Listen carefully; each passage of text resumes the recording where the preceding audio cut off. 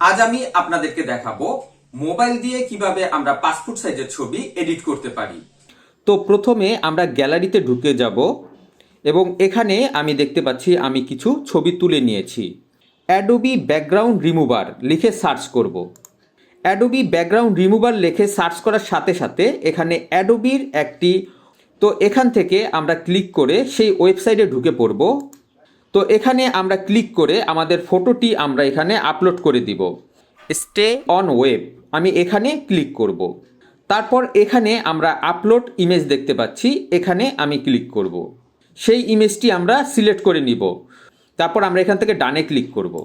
আমরা এই ডাউনলোডে ক্লিক করব। এবার আমাদের এখানে যদি অ্যাডোবির অ্যাকাউন্ট থেকে থাকে তাহলে আমরা সরাসরি এখানে সাইনিংয়ে চলে যাব। আর যদি আমাদের অ্যাডোবির অ্যাকাউন্ট না থেকে থাকে তাহলে আমরা এই সাইন আপে চলে যাব। আমরা এই সাইন আপ থেকে গুগল অ্যাকাউন্টের মাধ্যমে অথবা ফেসবুক অ্যাকাউন্টের মাধ্যমে এক ক্লিকের মাধ্যমে আমরা অ্যাকাউন্ট ক্রিয়েট করে নিতে পারি।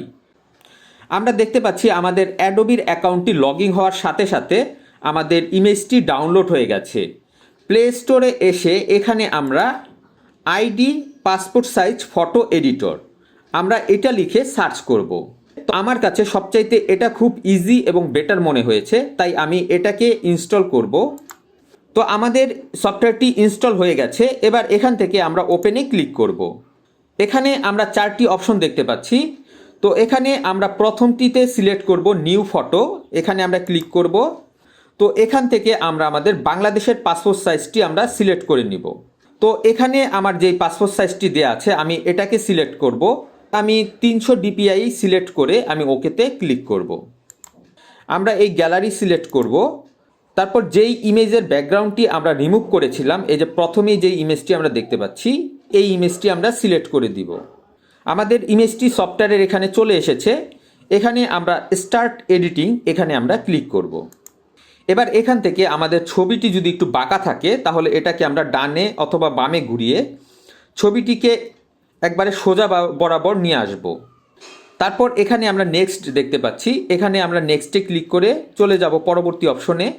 এবার এখান থেকে আমাদের যতটুকু পাসপোর্ট সাইজের ছবি দরকার ততটুকু আমরা এখান থেকে সিলেক্ট করে দিব। তারপর এখানে আমরা ক্রপে ক্লিক করব। তো এখানে আমরা ক্লিক করব, এটাকে আমরা বাড়িয়ে অথবা কমিয়ে এটার ব্রাইটনেস আমরা বাড়িয়ে কমিয়ে নিতে পারি।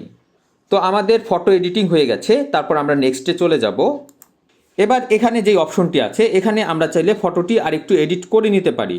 তো আমার এই মুহূর্তে ফটোটি আর এডিট করার প্রয়োজন নেই, তো এখানে আমরা সেভে ক্লিক করব।